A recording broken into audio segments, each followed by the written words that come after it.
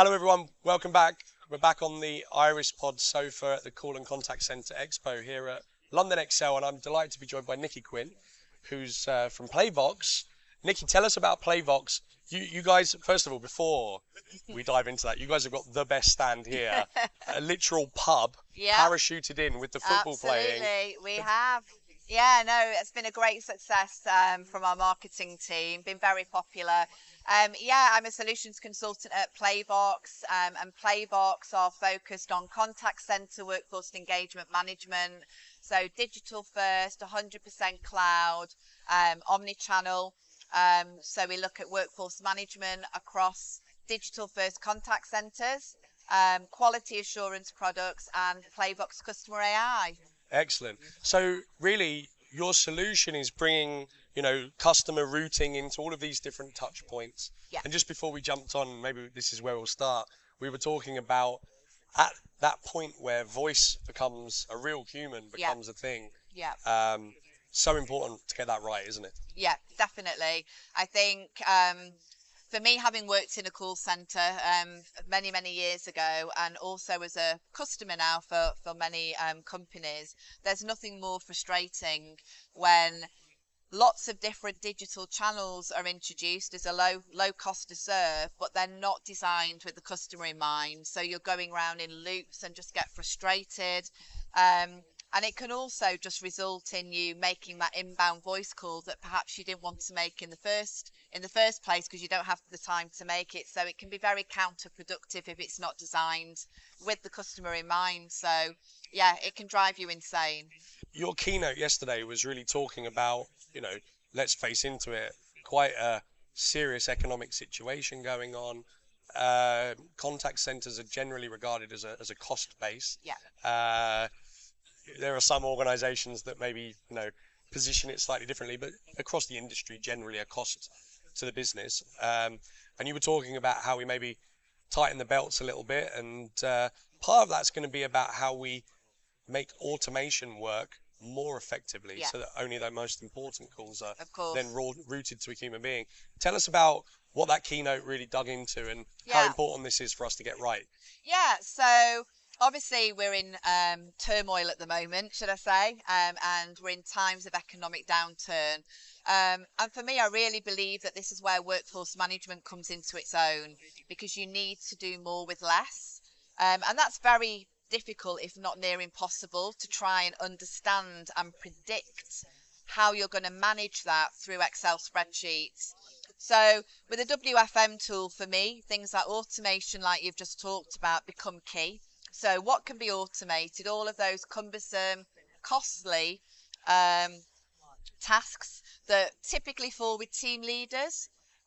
Take them away from their day job. Their day job is to mentor, coach, and develop agents to be the most effective and efficient that they can be. So we can automate that, gift that time back to team leaders. And then there's other areas as well. So just making sure that you're understanding people's multi-skill sets, how that can be applied to an optimal level. Looking at all of the channels, so not just voice, so chat, email, etc. And just keeping that cost base down as well, but being as effective as you possibly can from a workforce planning point of view. So I know it's a cost to invest in a workforce management solution, but if you are a manual spreadsheet user, I should say, today, there is rapid ROI to be seen through the automation and some other unique features that WFM tools offer. So yeah, my keynote yesterday was talking mainly around all of those points.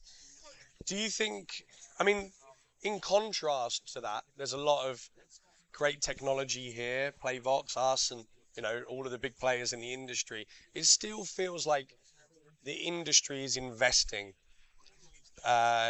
in revolutionary technologies to help do these sort of things. What are the other technologies that you think are the ones to watch? Yeah, so I'm a real advocate for WFM, but we know that's been around for a long time. But what's unique and new in the WFM world for me is having a really adaptive and agile capacity planner tool. So you're not reliant on the user manually inputting data. It's using live forecast, it's using live schedules, and you can apply what if scenarios to that, and then it's going to help you do more long-term planning. That's essential in the current environment that we're in, because it's not having that knee-jerk reaction to perhaps consider things like layoffs, but to understand the short, medium, and long-term impact of that on CX and on the brand reputation as well. Outside of that, omni-channel has to come into play, and AI. So there's a lot of AI out there that does analytics around speech, but it's important to be able to understand the intent and sentiment of those digital channels as well. So what's driving that inbound volume and so on. And then, of course, something close to my heart, gamification.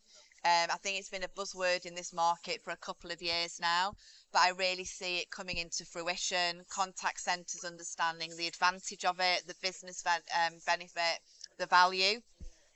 And of course, our new normal now with people working remotely and hybrid, it's really important that they have that collaboration and that they're kept motivated. I work from home. Sometimes it's hard to keep motivated 100% of the time. Well-being as well is really high on the agenda for a lot of businesses. So gamification, workforce management, all those kind of tools can really help manage that effectively. So they're the things that matter to me personally. What do you think the trend of home and hybrid working will continue to, and you know, maybe this is a way that businesses see as a cost saving. They don't need the floor space that they had previously. It's now proven that it is possible. Yep. The whole industry had to go remote in recent times. But on the downside of that, do you think businesses have cottoned on to actually truly equipping staff when they're working from home? Because it is like you're on a limb a little bit. It's not good enough just to send them with a laptop and a headset. Yeah. I mean, let's face it, the catalyst here was the COVID-19 pandemic. That was really, I think, the kick and the nudge that businesses needed to happen to understand how to become agile and adaptable. And let's face it, it's opened up the resource pool that people can actually recruit from. So we all want to recruit the best talent into our businesses. So that's a real enabler. People, I think, on the whole, know that this is here to stay. It's not a temporary thing as a result of COVID. It's woken people up. It's opened their eyes. So it's definitely here to stay.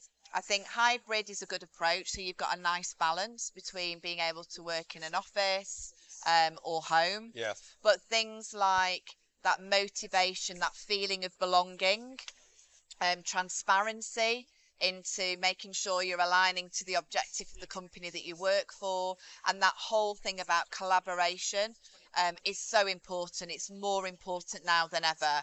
When you were sat in a call centre or a contact centre, you no longer have the luxury now to be able to look over and check that everybody's okay. So we have to be mindful to have those timely reach outs to people to make sure that we're scheduling those all important well-being meetings, those one-to-ones, those catch-ups, those team huddles. Make sure that that communication is still happening and it is happening in an effective manner. Yeah, absolutely of key importance right now. Do you think the mental well-being side, do you think that it's, you know, one of the key contributors to the relative high churn that we see in this industry?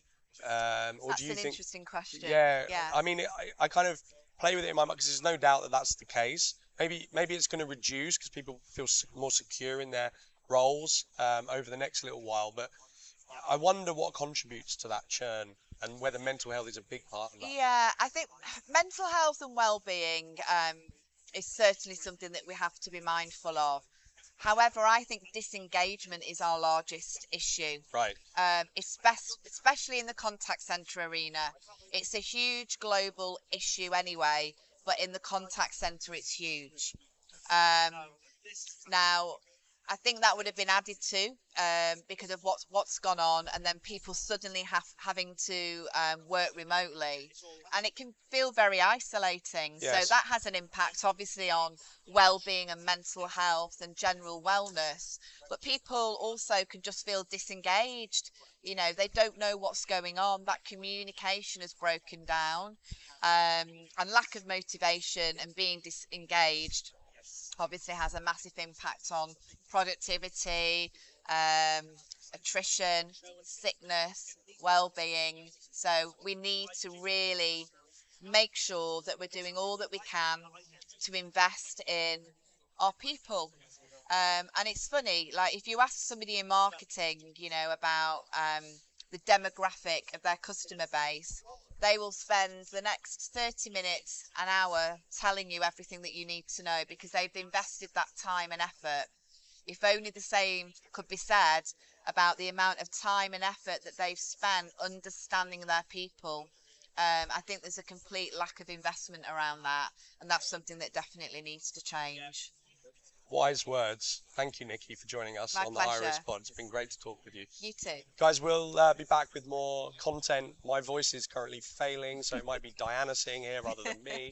But we'll be back with more from the IRISPod sofa. Thanks, Nikki. Yeah, thank you.